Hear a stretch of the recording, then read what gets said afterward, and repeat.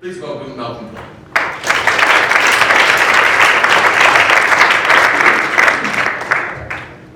Thanks, Ralph.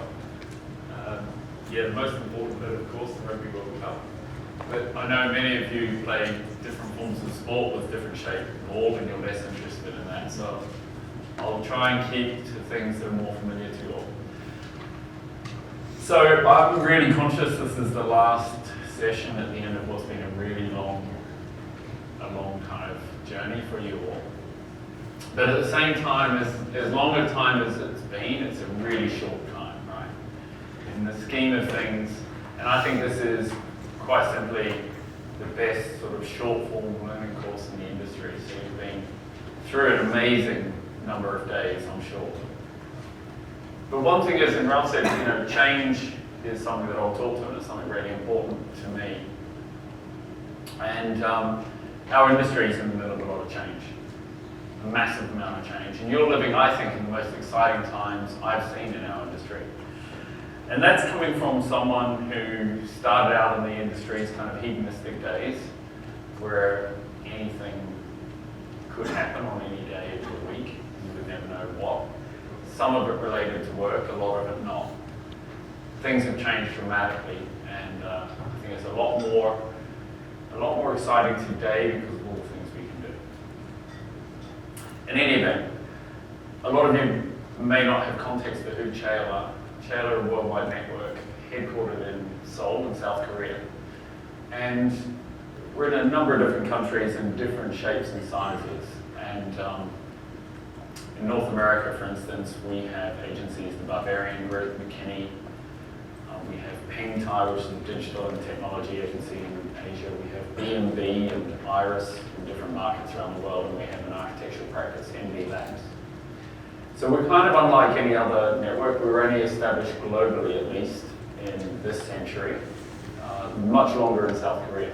But a very new network. We're not like other networks. We don't have all our offices have the same name necessarily, and they don't do the same thing either necessarily.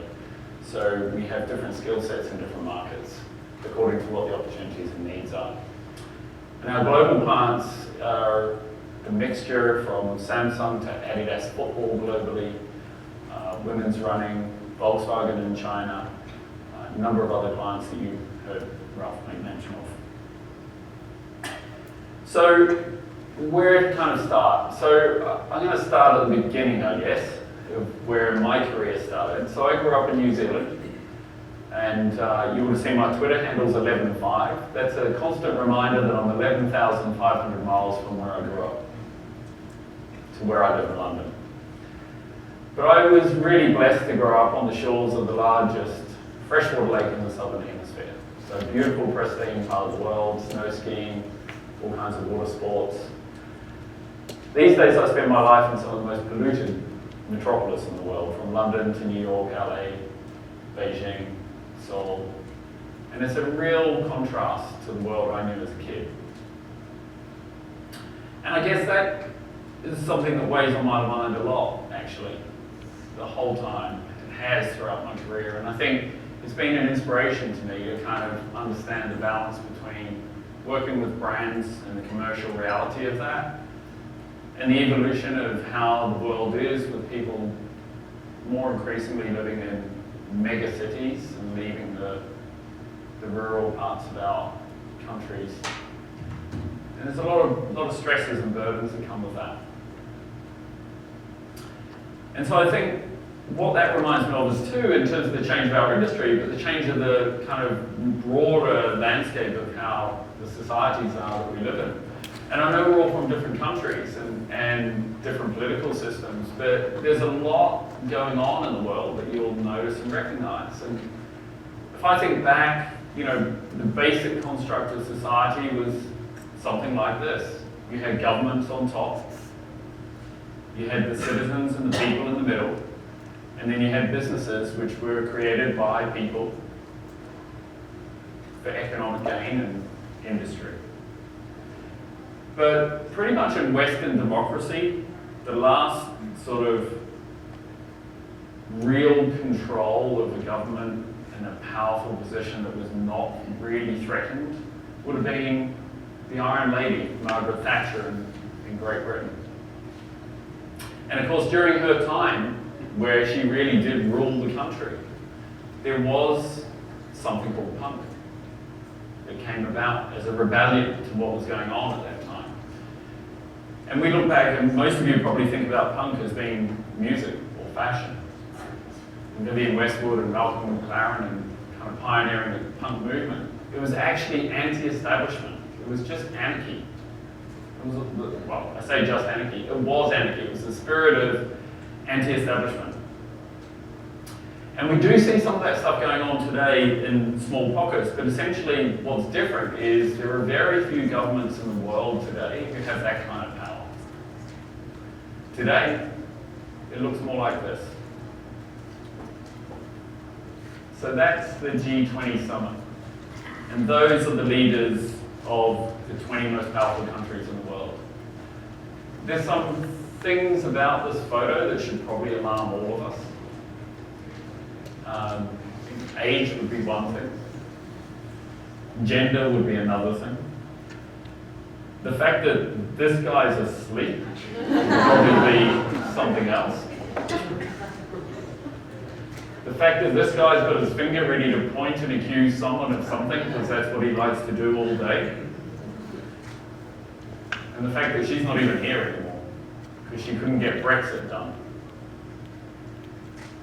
And that's quite strong symbolism, actually. The theme that's running through a lot of countries in the world. Governments can't get shit done. There's so much chaos going on, and there's so many left, right, centre, different points of view. It's so hard to get things done, and things aren't getting done. And you've got countries who are going without government for 6 months. We haven't seen this kind of thing before. And it's really impacting everything in the world. On the other hand, we've got brands. We've got brands solving kind of for all sorts of things, and brands that kind of bring a smile to people's face, brands that actually people have a relationship with. Now, if I go back, I don't know how many of you could name the people in this picture. I don't know how many of you feel that you have a relationship with any of those people, but I'm probably guessing when I say now to put your hands up if you can, there may be less than one. Anyone can name all these people, or anyone feel they've got a good relationship with one of these political leaders? Adele. But here, anyone recognize any of these brands or have an affinity with any of these brands? Put your hands up if that's the case. Pretty much all of us, right?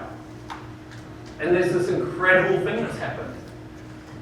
We have relationships with brands more than we have relationships with the people we elect to lead our countries.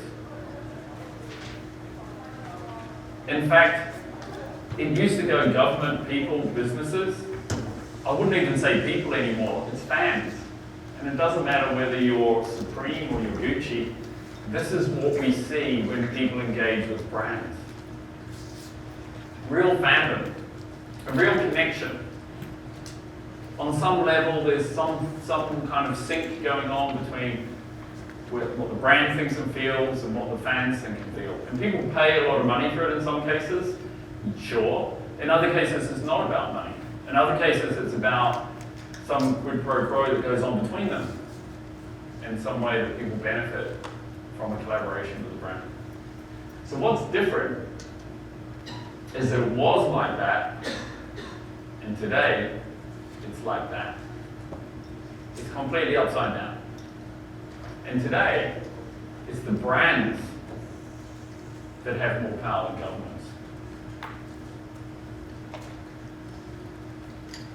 So I think we should just think about that for a minute. Like, if I go back again in my career when I started out in New Zealand and then when I moved to Australia, they did a whole lot of things in the big national newspapers that ranked careers and professions.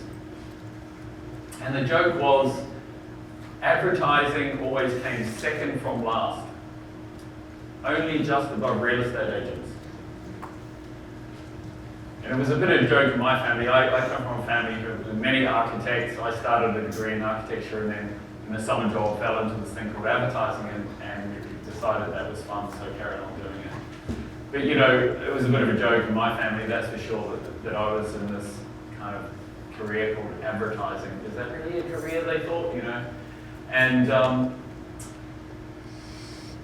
think a lot of people sort of had this impression in the industry, kind of got this impression that we didn't have that much credibility.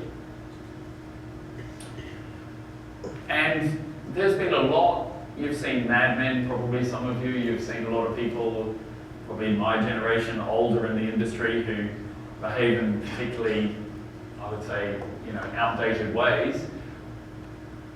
And the industry really hasn't had that kind of confidence about itself or that swagger that it should do, right? But if you think about this, we work with brands, right? In some cases, creators work inside the brand. That's a big trend. So whether it's a company like Twitter, whether it's a company like Netflix, whether it's a company like WeChat, whether it's many other companies in the world, even Verizon in the US, others building their own in-house team of creatives, a lot of people work in the brand world.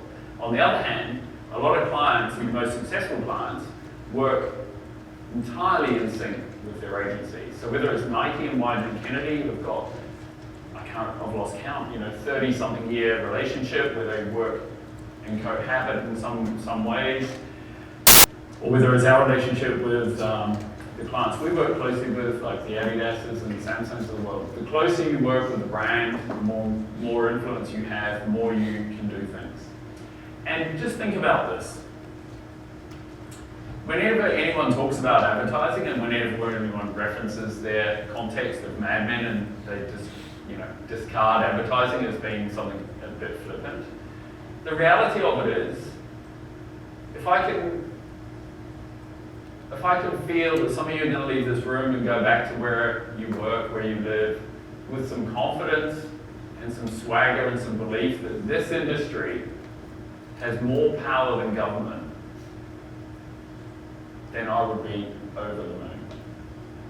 We need to have that confidence in the power we have as an industry, because with brands, we can do more than governments. And it doesn't really need Greta Thunberg to tell you this, but you do know this, right? And I'm kind of preaching to the converted, I'm quite certain. But the reality is, governments have failed us. And again, these pictures are hilarious, aren't they? When you look at the posturing of the people around her, totally uncomfortable. But they are people who are accountable and feeling uncomfortable because they're failing people. And if that doesn't say it clearly enough, Yoshitomo Nara, a Japanese artist, says it very clearly. And that's kind of where we're at, isn't it? I mean, it's not something that we can look at and kind of depend on and rely on and think they're shaping our future, they're shaping our world in a good way. So, the point is, given that we have more power than governments, what's that look like? And anyway, I'm only standing on a stage saying that. For every bit of kind of posturing on a stage, there is from a politician or anyone else, you might not feel that's the case. But what I wanted to do was talk today about some cases that I think are really tangible evidence that what I'm saying is the reality of our industry, and also to encourage you to be aware that there are a lot going on around award shows and in the industry which tries to separate two things. And it tries to separate out selling a physical product on a shelf from selling a belief or selling change.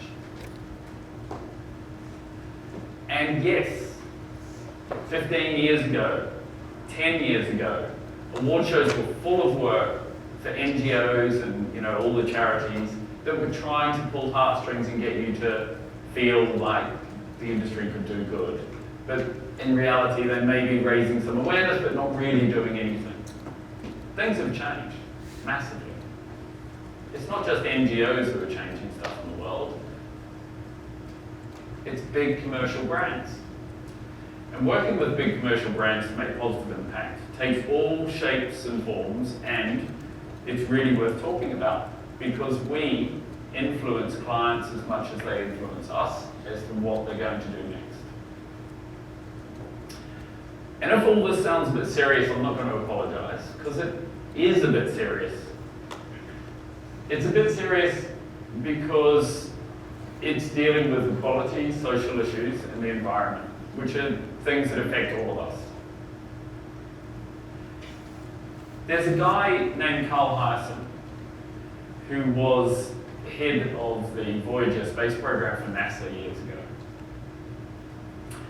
And he's someone who, if you've never heard of, is worth reading a bit about. But after Voyager had completed its mission past Mars, he did something very thoughtful. He turned Voyager around from deep space and took a photo of Earth. That photo, if it were to fill the screen, showed Earth the size of a speck of dust. Just the size of a speck of dust. Tiny, tiny mote in a sea of black, which is the planet we all call home. And in that sea of black, there is no other home that we know. And for all the kind of talk at the moment about Mars, if anyone's up on what all the scientific evidence is, by the time you send someone to Mars, which by the way is a minimum 9-month journey, it takes 18 months for Mars to realign, so it can only be 9 months to get home. In that period of time, the exposure to radiation would have serious impact on any cognitive ability of anyone who gets sent there. So whether they could actually have the faculty to operate any equipment to come back to Earth is a whole other story. So let's not get too excited about going to Mars in the next couple of years, or in your lifetime perhaps. Which brings us back to the point of like, well, if we've got this tiny pale blue dot, as Cheil Worldwide called it, to live on, and if I came from an infinitesimally small, pure, pristine environment within that pale blue dot in New Zealand, I'd like it to be that way for generations to come, because it's going to be pretty tough if it isn't. And so it's not that I'm some weird eco-warrior for the sake of it. It's like all civilization, we all need this, right? And my point is, we and brands have this bigger opportunity and are making good progress, more so than governments. So I said it's serious, and it is serious because, you know, these societal issues, environmental issues, equality issues, they are serious. But it's never boring. And there are a few people who ensure that it's never boring. One of them, of course, is Donald Trump. I don't know anyone's political views in the room, so I'm not going to make any assumptions. But what I will say is that one of his most outlandish statements was that he wants to build a wall to keep people in Mexico. And that's provided a lot of entertainment. And just to share a bit of that entertainment, let's have a look at one of the many, many, many memes that some of you may have seen out there about this. Ya están aquí, mi hermano, me la chancla. Toma el peinado porque no me dio tiempo nada, ponerme la chancla y el bañador. Voy a la playa, ya subió la marea.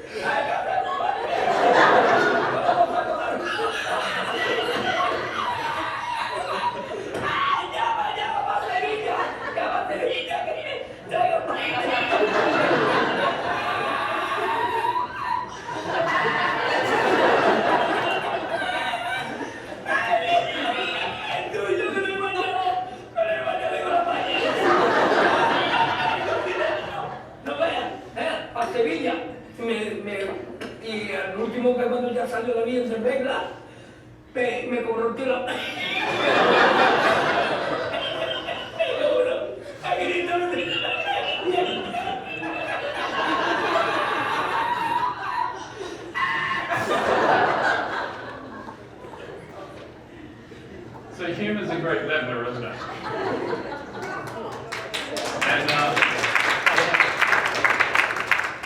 And you know what's interesting is, when you see that kind of behavior, that's natural behavior out there, but also brands can behave in that way to actually benefit commercially. Some of you may or may not have seen this from Aero Mexico. Mexico's first destination is America, but America's first destination is not Mexico. So we went to a typical American town to ask why they don't consider Mexico an option to travel to. Would you consider going to Mexico? No way. The idea of going to Mexico is not something that I would foresee. That's not my cup of tea. Let me stay here in peace and let those folks stay on their side of the border. Do you like tequila? Yes. Do you like burritos? Yeah. Do you like Mexico? Yeah. And when your company name is out of Mexico, well, so how do we increase USA flights to Mexico if a big part of Americans just don't like Mexico? According to the Department of Homeland Security, Mexican immigration goes as far as the 1800s settling in on the South, meaning that a big percentage of Mexican descendants in the USA doesn't even know it yet. So we did a DNA test to prove it and turn those results into discounts. The more Mexican they are, the more discount they get. Joshua, you are 18% Mexican. Oh, wow. So you get 18% off to fly to Mexico. Charlotte, you are 14.4% Mexican. You're 22% Mexican. That's bullshit. That's bullshit. You are 18% Mexican. Well, that's better than you. So you get 22% off to fly to Mexico. Oh, come on now. Seriously? Okay. That's real. So what if I want to take my wife? Eligible for a 15% discount to go to Mexico. What do you think about that? I love discounts. Sorry, Betsy, you're only 3% Mexican.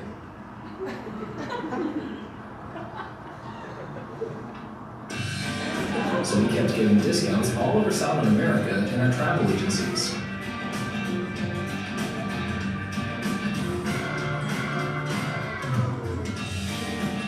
Inner discounts.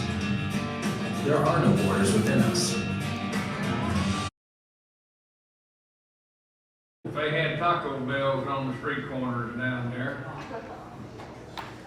Okay, so seriously, I mean, that's not changing the world, is it? But it is, I guess, a good point in case where you can have fun with this stuff. You know, and certainly puncturing absurd government policies and posturing is a good thing for us to do because it just deflates that kind of notion that's out there.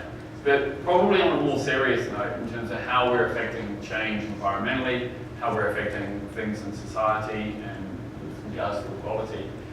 You know, this is, well, it's not close to my heart, I wouldn't say. It's Brussels, it's European Parliament, and I say it's not close to my heart because I live in the UK and Brexit is kind of tearing the UK apart in its relationship with Europe. So, but the fact of the matter is there is a lot of stuff that isn't getting done even at those kind of European levels. And there's a lot of stuff that has been done in the past for reasons that are probably more to do with political lobbying and perhaps favoritism. And maybe even go so far as to say politicians being incentivized over policy, that some of it needs undoing. So have a look at this. Big brand, French brand, huge brand in France actually, taking the lead in making change on something that really genuinely affects everyone who shops at Carrefour.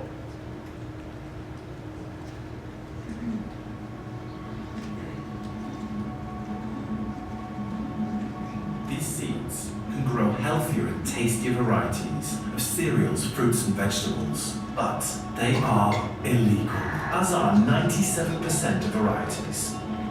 Why? Because in Europe and almost all over the world, the official catalogue of authorised species dictates which seeds are eligible for sale and cultivation. This is the law. Any infringement is sanctioned by heavy fines. Oddly enough, almost all the authorised species belong to the agrochemical industry, hybrid, pesticide-resistant seeds developed in laboratories. A lucrative deal for them, a disaster for taste and biodiversity. To change the law, Carrefour, the French food retailer and leader in Europe, has decided to defy the law. Carrefour presents the Black Supermarket. Illegal black markets in our supermarkets to make consumers discover these illegal varieties and sell the illegal products grown from the illegal seeds, facing legal penalties. We created a campaign to show the absurdity of the law, recruiting farmers all over France to join the protest movement. There we signed a 5-year commitment with them, creating a real sustainable network. Our petition to change the law received over 85,000 signatures. There was almost no media in France that did not speak about the black supermarket. Le fruit défendu dans un supermarché, Carrefour se lance dans un marché interdit. Even Carrefour's worst detractors were amazed that a big bad retailer would break the law for a good cause. C'est un événement majeur, c'est un message politique très fort.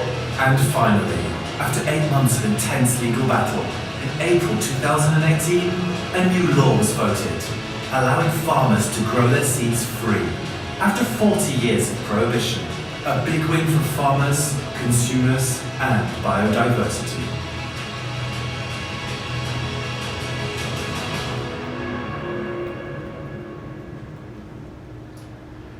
So what I love about this is that, more than any, your generation are aware of what's going on out there. I don't know how many of you are aware exactly what was going on with the seed pool that is used for agriculture.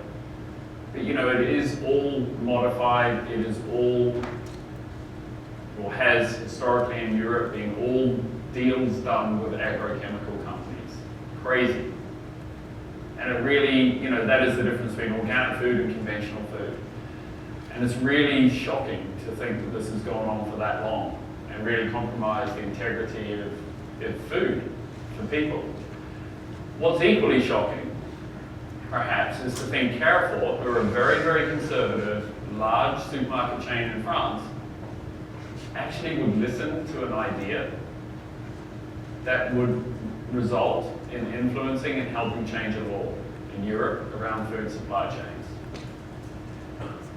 So you're all of an age and of awareness, I'm sure, about these kind of issues to be able to bring these ideas to the table. And what I'd kind of say is, don't be afraid. If an idea is relevant, big brands are there to listen. And I can assure you pretty much every major global brand I deal with in the world wants people your age and thinking from people your age in the room. So wherever you work and whoever you're working for, you have an opportunity as much as you have a responsibility to yourself to ask to be present. If you've got an idea that's a great idea, that is relevant to a brand, that's relevant to society, that's going to help change things, go for it. Don't hold back. You'll learn lots on the way. Ideas are raw things at first, aren't they? We have to learn how to shape them, make them appropriate, how to present them, all that kind of stuff. That's normal. But don't ever doubt that clients, global or national clients, are going to be there, ready to listen. And it's the surprise factor of what a brand like Carrefour does, or in this next case, Procter & Gamble in India, helping take on cultural behavior, which is generations, if not centuries, ingrained into their society. By playing a role that's relevant. And I really want to stress the relevance, right? Well, I've just come out of a day's judging, and I can't tell you how many things people throw in front of juries that have no relevance to the brand or very little relevance. Or the other thing that I see, which I hope people don't feel inclined to do, is people go find a product or a thing that exists, simply put a brand's label on it and kind of say, well, look, we're doing this. That's not what I'm talking about. I'm talking about working and partnering with clients to make a real difference. So again, here's an example of something a government can't tackle, because it would be the undoing of the government in so many ways on the one hand. On the other hand, there is just such a plethora of things being dealt with by the government that this would not be the top of the list. But a brand can really make a difference in these kind of circumstances. Women in India have 2 jobs, one at the office and the other at home. He waits till I come back and I have to give him tea. So you don't get time to actually sit down. They have to do all the household chores alone. And the men? Going back home, first thing I do is get my tea, eating with friends. 73% of married women feel men prefer relaxing over helping with household chores. As a leading detergent brand in the country, Ariel decided to address this inequality at home. And so we launched Share the Load. We started by raising an important question on national media. Is laundry only a woman's job? This provoked national conversation and debate.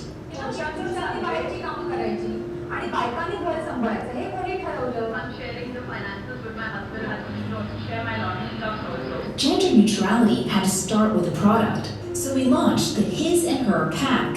And then we went a step further. We turned to the most unexplored medium, the wash care label. We took this space and turned it into the most powerful medium for gender equality. Leading clothing brands, manufacturers, retailers, and designers came forward. Doing the wash care labels, putting them back loose is just another form of saying that, hey, I think that laundry is something that men should take up very seriously. In a landmark move, Ariel tied up with matrimonial websites where millions of marriages are arranged. Willingness to share the load was introduced in the matchmaking profiles. The results: millions of men pledged to share the load. Men got involved with laundry in fun new ways. 3P are worth over $9.5 million, 1.6 billion earned impressions. Consumer engagement increased 3 times, the highest ever.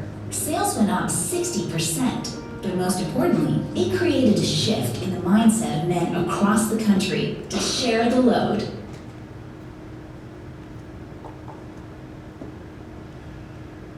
So I guess that's an ongoing campaign that's actually got the first year, it's been going a few years, and you can see in all of these, there's a common thread.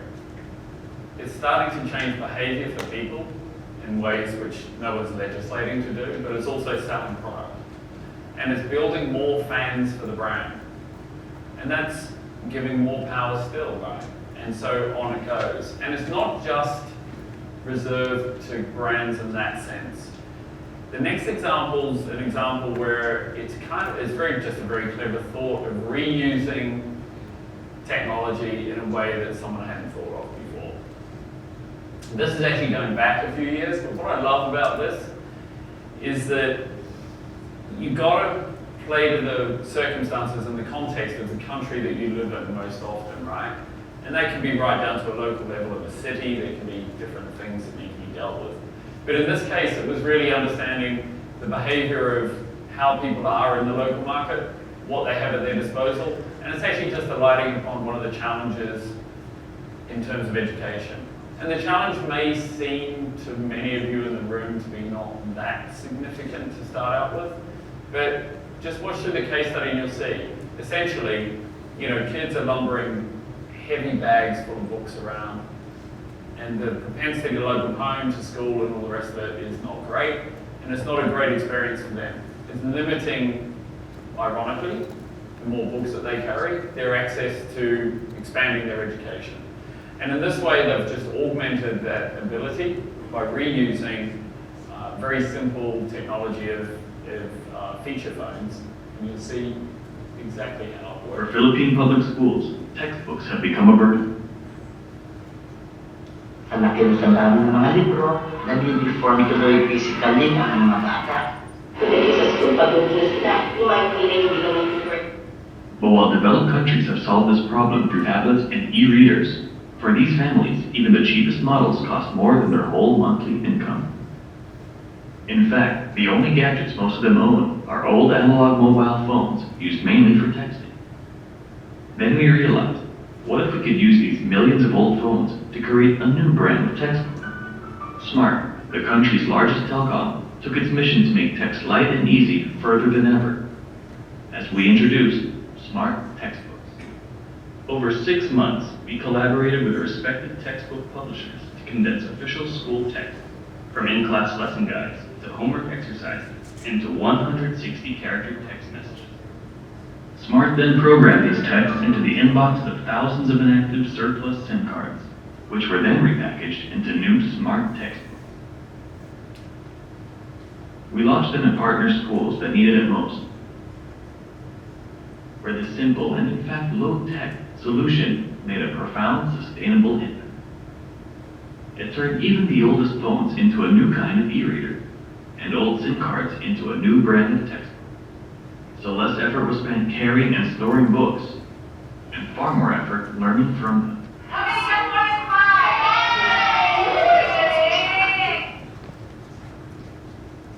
And with petitions and pledges from more schools and education sector members, Smart Textbooks is going even further. With plans already underway for more subjects and grade levels, schools themselves can reproduce Smart Textbooks for free, and best of all, a rollout across the entire Philippines. Well, we always like to be at the cutting edge of innovation, particularly relevant innovation. I want to see how this thing moves forward. Alam ko, bibigyan natin sila lahat ng tablets, pero sa ngayon, dapat simulan natin. Ito pinaka-perfect na simulan ito. Proyekto ng Smart Tech.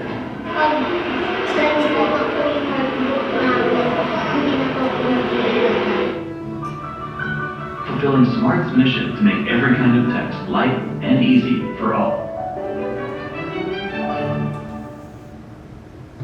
So again, these are examples where the government's not able to make a change, or they're not able to support progress in some ways.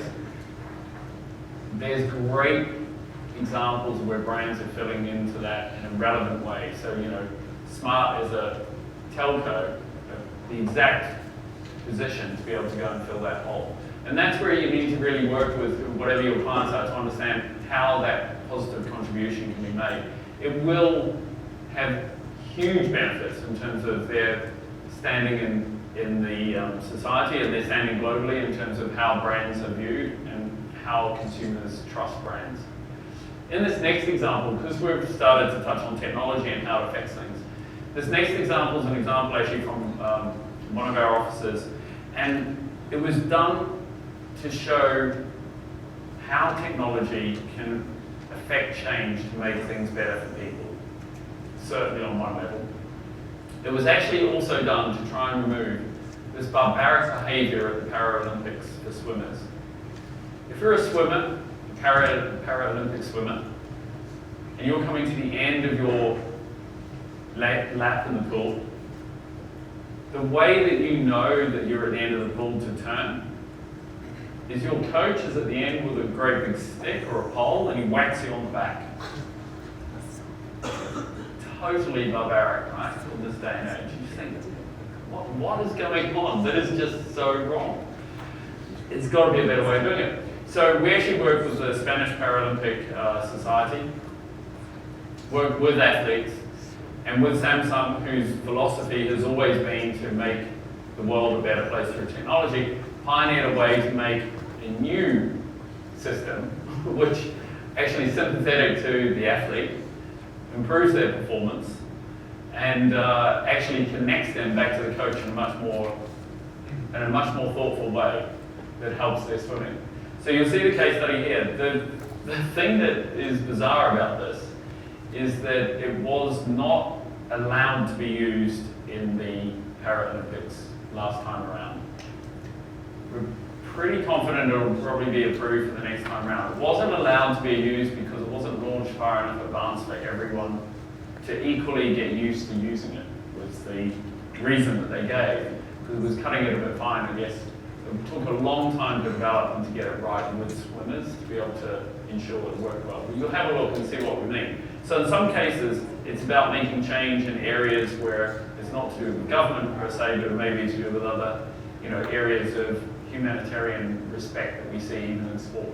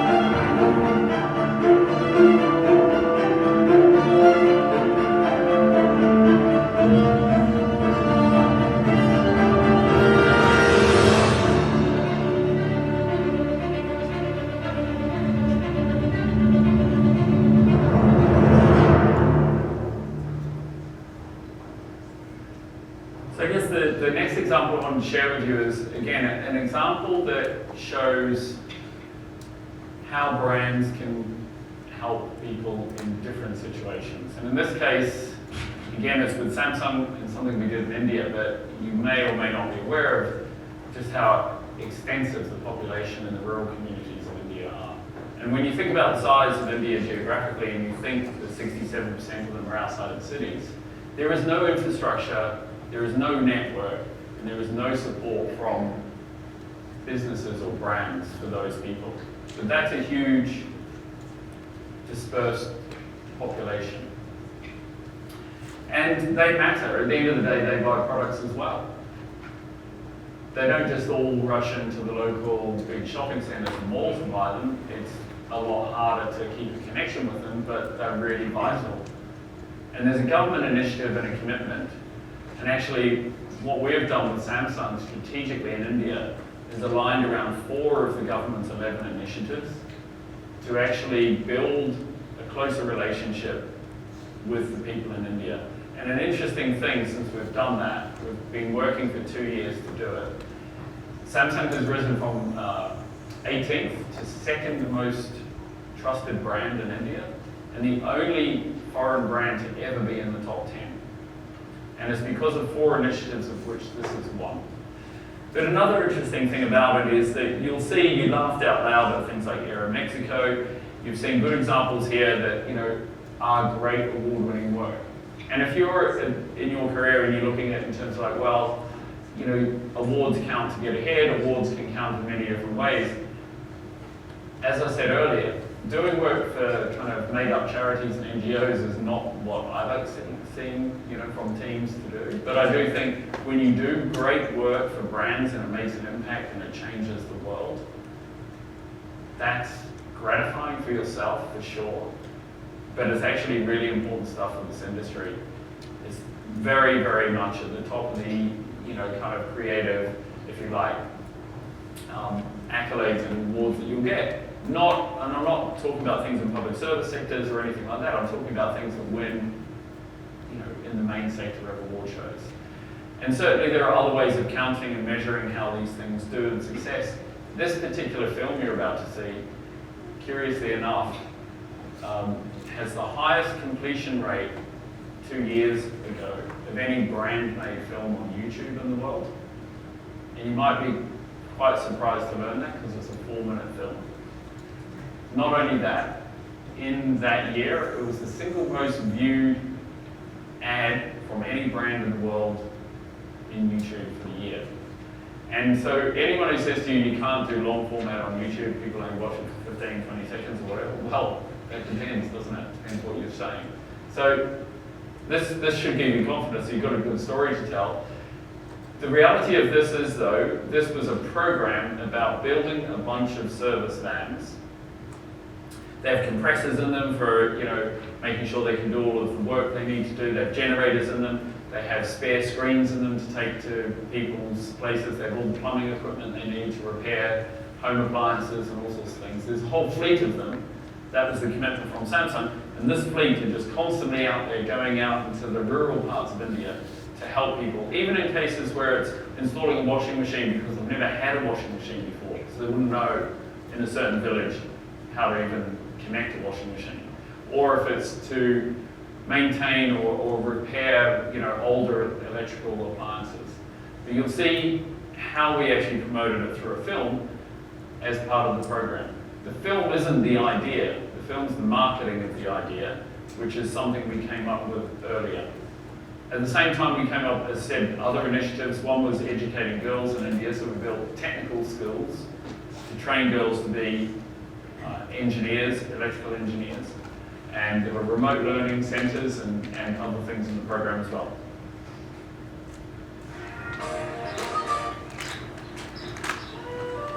Hello hello ma'am मैं Samsung से अमित बात कर रहा हूँ। जी अमित, आपने TV की complain करवाई है? हाँ, क्या आप 7 बजे के पहले आ सकते हैं? जी जी बिल्कुल।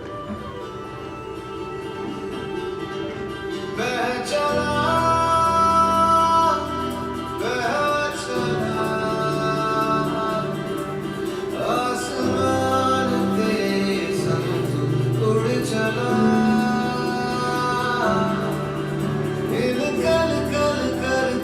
नदियों सा तू बह चला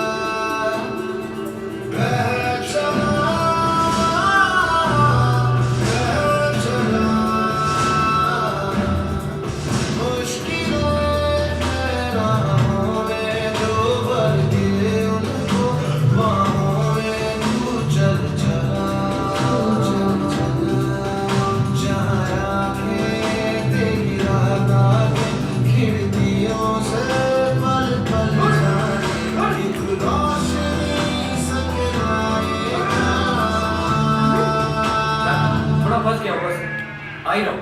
लगता है चलो कि मेरों ने फिर ट्रैफिक जाम कर दिया है। जल्दी आइएगा।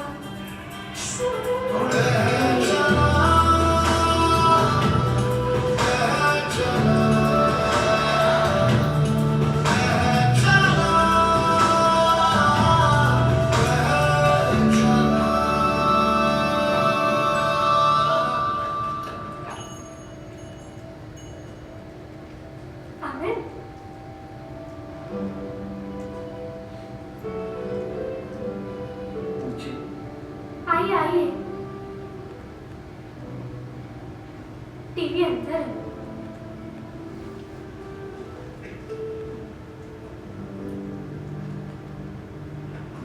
टाइम पे ठीक तो हो जाएगा ना? जी मैम।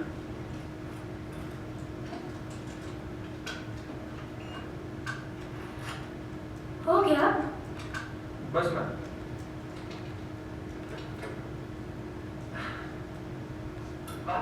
हाँ अब ठीक है।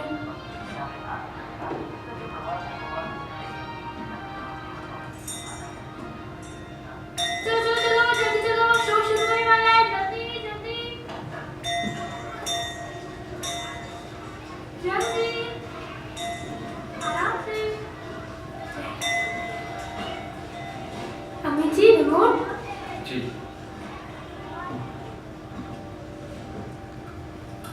Welcome back to junior Indian icon और आज की पहली कंटेस्टेंट है हम सबकी नई टीम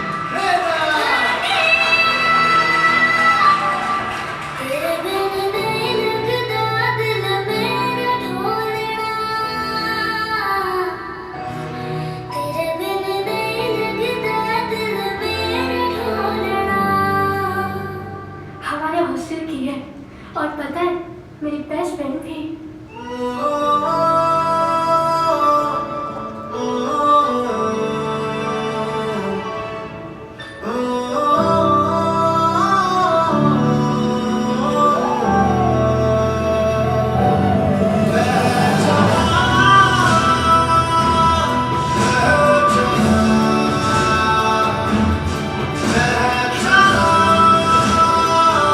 रिश्ते निभाने के लिए कभी कभी थोड़ा दूर जाना पड़ता है, इसीलिए सैमसंग सर्विस वैन्स जाती है देश के कोने कोने तक।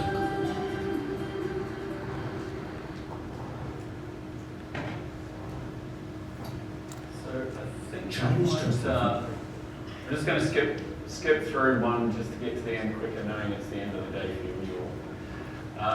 I'm just skipping through something that was about food safety in China. Tesco created a plastic bag that uses photocatalysis to actually strip pesticides off foods. There's a huge food safety issue in China that's been going on. It's hit the Western media, so some of you might be aware about it, but again, government is doing little, if anything. There's no legislation. It's very, very toxic in a lot of cases in terms of what is used with chemicals on the food.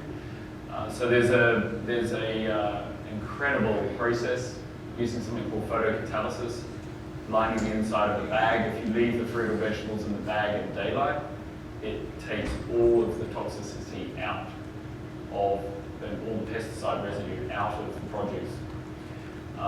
In this case, I just wanted to share something again using technology. It's another example from Spain, but this is a case where single largest learning disorder in the world is dyslexia.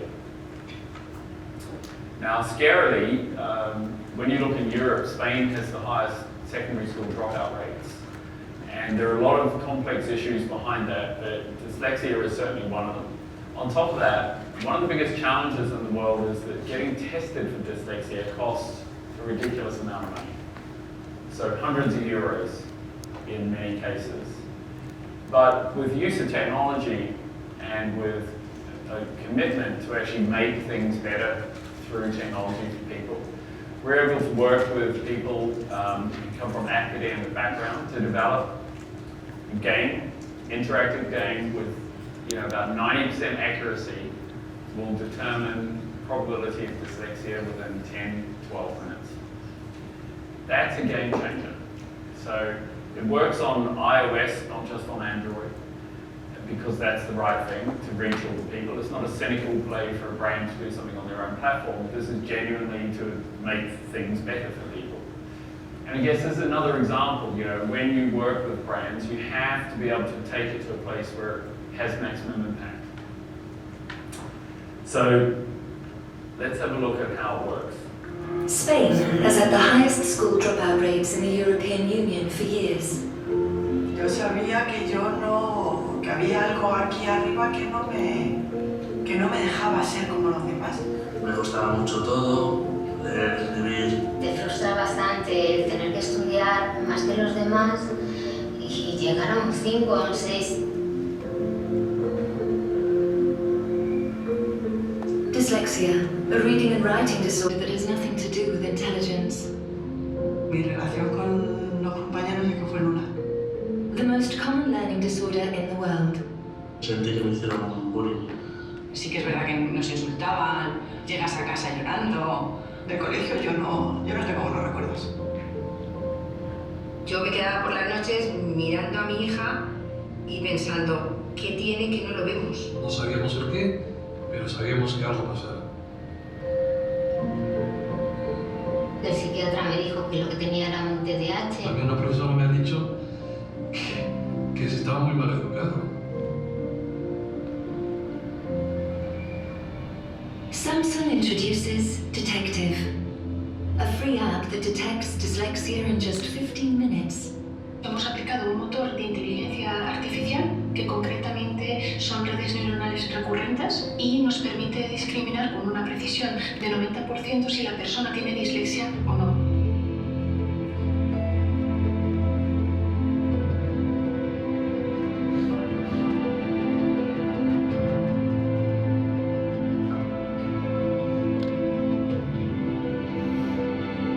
Lo que antes se tardaba en detectar años, ahora puede ser 15 minutos. Dyslexia, we can't make it disappear. What we can do is make it visible.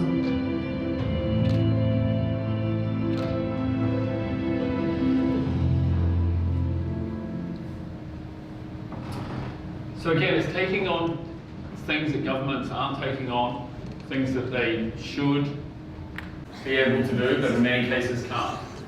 And this last example is another classic one, isn't it? That we started with Trump and we're coming back full circle. This time it's not about a wall, this time it's about this great called climate change that doesn't exist, apparently. And again, it's about something a bit like the Care, example, with seeds, where agrochemical are in bed with different political leaders and there's incentives to make policies that make no sense.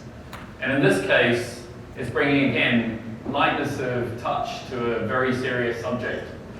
And it's really outing those sort of motivated policymakers, as it were, in a fresh and interesting way. And the point is, as we started, humor is a great way to punctuate things. It's a great way to engage people. And you'll see here again, it works to great effect. So this is something created to actually hold to account senators who are known climate deniers, who are also known to have ties to industries that may be motivating their views on what policies should be.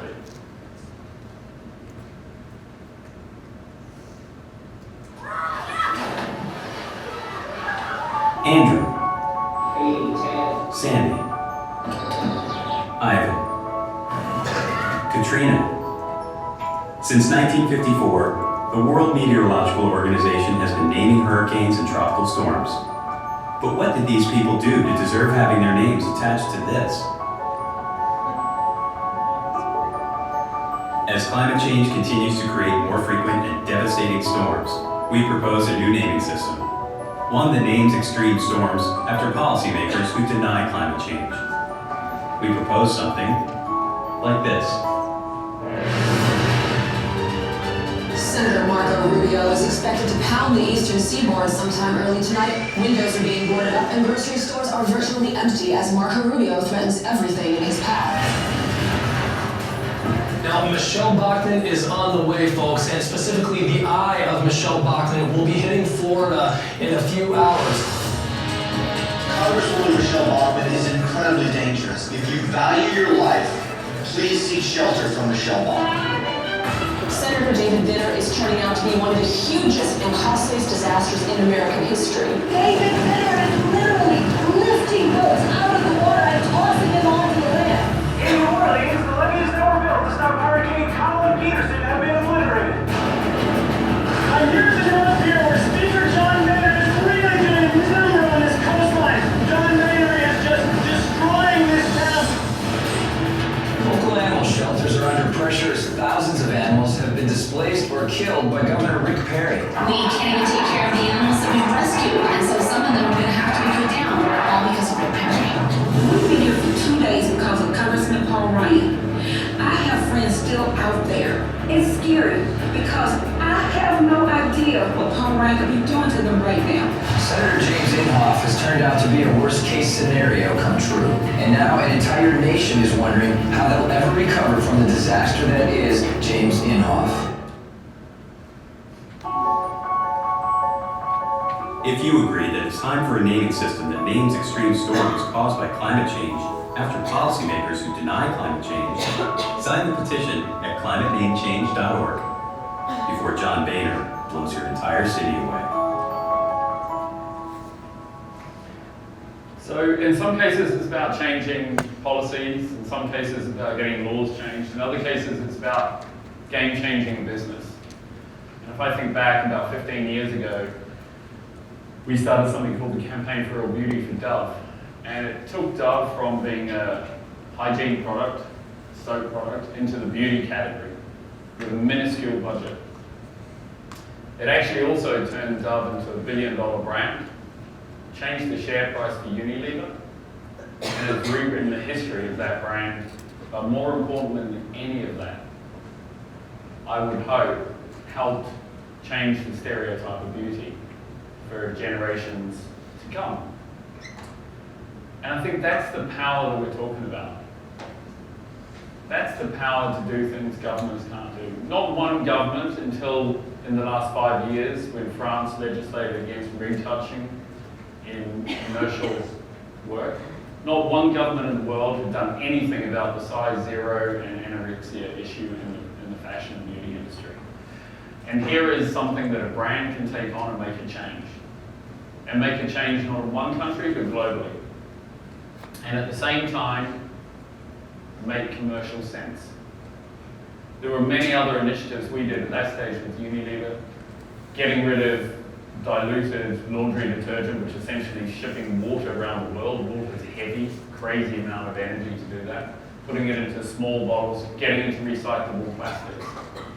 Just coming out here the other day, I saw, Unilever have just made a commitment to reduce their plastic packaging by 2025 by some 25%. The issue with that is, we all need everyone to go further. So what I would really love for everyone to do is ask more questions. Work as closely as you can with any of the strategy team in your agencies, and get as close as you can to your clients. Ask the questions that allow you to have a conversation about what that brand is doing, how that company is helping shape the world you live in, at a local level, at a global level. Because we all owe it to ourselves to make that change, but we all can only make that change if we understand we have, with brands, more power than governments. And we need to start standing up, walking proud, and with some swagger and understanding what we can do for the world. It's incredible, some of the cases that have been shown today. And even with just one tweet, although what you're about to see came from a huge campaign, the truth of it is the one thing that made this work, the one thing that changed Nike's share price was one tweet that got run on an out-of-home poster. That's what I'm talking about. It's not just about NGOs. This is about big brands making a big difference in the world. Because if a brand exists, it's part of society. It has a responsibility, just like you do and I do, to be contributing positively to the world. If not, we're just leaving a mess for everyone else. And that's a crazy thing. So wouldn't it be great if we end the story not how it had been ended before? And wouldn't it be great if we got to a place where once upon a time, advertising might just save the world? So for all that you're all going to do in your careers, from me personally, thank you. Because the reality is, it's a great industry and we have great ability to do great things. And that excites me hugely because we all know everyone needs that to happen.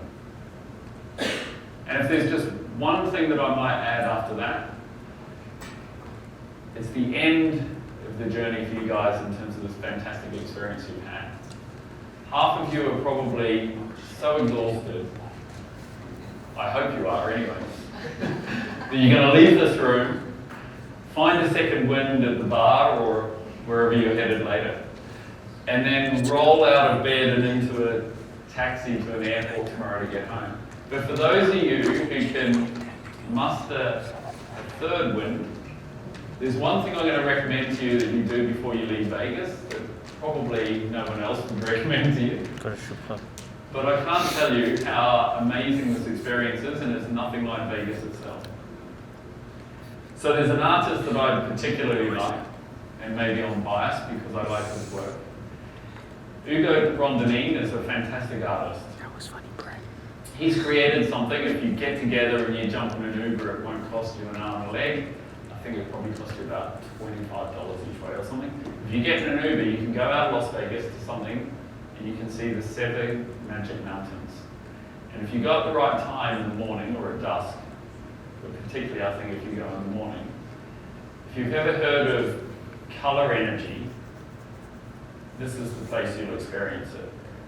This place is like nothing else. And if there's nothing else, it will just give you some visceral reaction and memory that you can carry with you and maybe inspire you in other different creative ways. And I really shouldn't show you the picture because you'll probably just see the picture and not go. But I'm going to show you anyway. This place is amazing. So if you get a chance, do yourself a favor and go visit it. Thank you very much.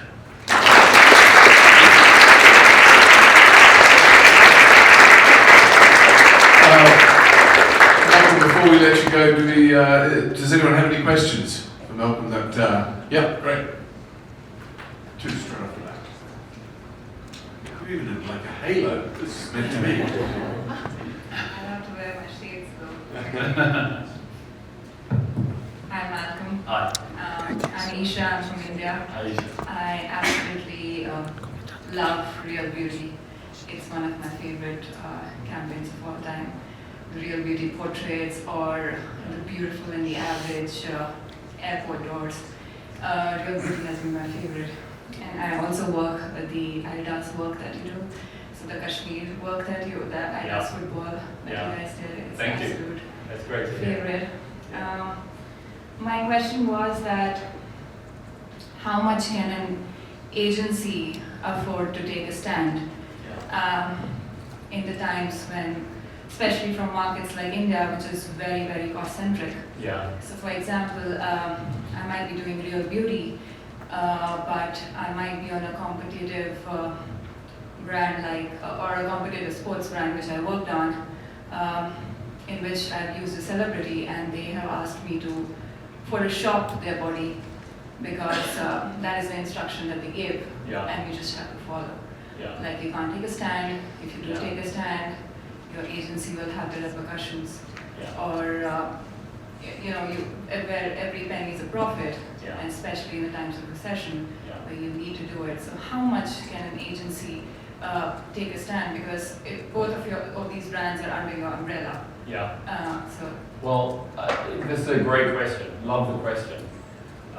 And there's a lot of examples to refer to. And you know, there was, before I joined Ogilvy in the UK, actually, they had, a year before they'd been in the media in the UK, they'd run into a problem where, at the request of the client, they'd retouched someone out of the photo.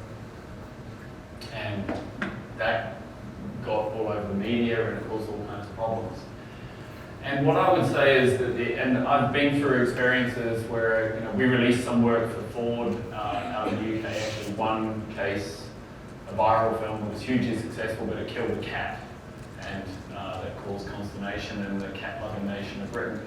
And there was a big kind of witch hunt that went on as to how it got out and all this kind of stuff. At the end of the day, it comes down to a very simple internal conversation with the management of the agency.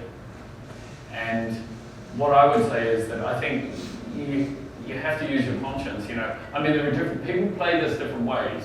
So I've seen situations where someone will do what they're asked to do, then they'll get on social media and say, I was made to do this. Well, personally, I don't think that's a great thing to do. When you work in a company is people. So it doesn't matter whether you work for the, I don't know what the biggest agency in the world is today, but the biggest network's BBDO. So if you work inside BBDO's network and you kind of go in there and you're told to do things and you think, well, I work for this company called BBDO. Well, actually, you probably don't. In truth, you work as a collective of 100, 50, 200, big offices up to 1,000 people. You are the company. So if you're instructed to do things and it doesn't sit well with you, then you have to have an internal conversation about it. Time is always a pressure thing, but there has to be an internal and senior level conversation, because if it does get out and it harms the company, the pressure won't necessarily stop there, it will come back to the agency. So even if the management of the agency don't want to listen to you then and there, you can bet they'll want to listen if it goes wrong. So what I would say is you need to have the conversation. And you know, if at a point in time an agency keeps, from a management point of view, repeating a behavior you're not comfortable with, it's probably not the right company to be a part of. And it's an unfortunate thing to say, and I wouldn't single out any agency as being right or wrong in this situation, because it comes down to the individuals who run an office and what their beliefs are. And you really have to have that conversation. But I would say, although it's a tricky situation, to me it's as simple as that. Thank you. And it will tell you a lot about the people who lead your company too, when you have that conversation. Thank you so much. Any other questions? Hi, first of all, thank you. That is really important, and I'm so glad that we actually had a topic, a talk on this, because I was wondering when it was going to come up. It's such a movement, I think, in our industry at the moment. Yeah. My question is, how do we, specifically us in this room, stop this from becoming the next fake charity for awards thing? Yeah. Well, yeah, everyone has to work on that, right? I think for me, the most rewarding and satisfying work that does anything in the world comes from a real commercial client who has a real objective. And it can, I can kind of look at categories, but it's a dangerous thing to do. Telcos have a big role in the world, right? And you can see there with something as simple as textbooks, but you see in other ways, telcos have a big role in the world. You look at different verticals at the moment and you see different industries, whether it's sports brands like Nike and Adidas, they have a huge role in the world at the moment. I would say there are categories who are so far behind it's scary, so fashion. I mean, I don't know how many people in the room are aware of this. Second biggest polluting industry on the planet behind oil is fashion. Now, at the same time, you're of a generation who got hit by the tsunami of fast fashion. I mean, the most crazy thing that's ever happened in fashion, right? Those brands and companies, so you see H&M are trying to reorientate a lot of what they're doing. They're doing this H&M Conscious campaign, they're doing Close the Loop, all these sorts of things. But they need more help than that. The number of brands that need help to help themselves and to help society is huge. what I think is a trap is that there are a lot of people who come up with ideas about, and they get attached to an idea about how this would be great because it would help change this or that. And they find some two-bit kind of NGO or charity and try and attach it to it. Well, to me, that's just the wrong way around. I mean, these things are tackled really in partnership with clients. Some of these things take a while to manifest, you know, so I was referring back to Dove before. There was 2 years of research done globally before the brief even got crystallized to even do campaign for real beauty. And there are many, many steps on a lot of these campaigns. Some of them, though, are a lot quicker. Some of them are quite instantaneous responses to situations. You know, the Care For, I just happened to, I mean, that wasn't a massively long-term thing to get to that solution about the black market seeds. It happened quite quickly. So it's a matter of really also in your own self understanding what's motivating you. How do you want to bring these ideas to the table? For me, the bigger the brand, the bigger the category, the better. Because everything does count and small things certainly count, but nothing counts more than, I think, seeing someone who reaches more people have more impact through something. And that's why I would say, again, looking back at something like the black market seeds, that's a relatively small initiative for the biggest grocer in France, but it has a disproportionate impact.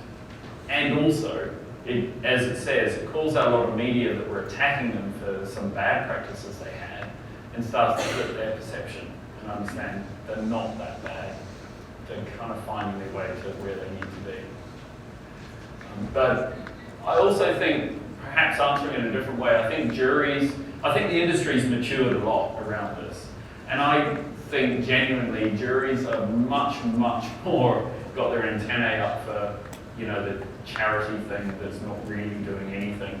And I think you will find, if you're sitting in any of the jury sessions or sat in jury sessions, you would have likely heard, and certainly, you know, the last few years, all the sessions I'm in, you hear a lot about the fact that awareness raising doesn't have an end goal, so to speak. Where's the end goal? What are we doing? What are we asking people to do, or what are we doing? And I think the big thing I would emphasize is, if you're going to do stuff, awareness raising, tell me a category that needs awareness raising. Not a lot, right? There will be, but there's not a lot.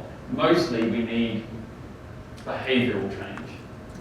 And so it's a lot deeper than just putting a website address on the end or something. And I think, you know, I love Jerry's climate name change work that I showed at the end there. The truth of that is it's got a very, very kind of minimal touch of driving you to the website. And they did have a significant number of people sign the petition, so I'm not going to deride it for that.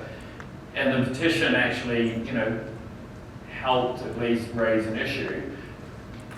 I love to see things, I love the next step, which actually goes further than raise the issue amongst parliamentarians, but actually see some change as a consequence.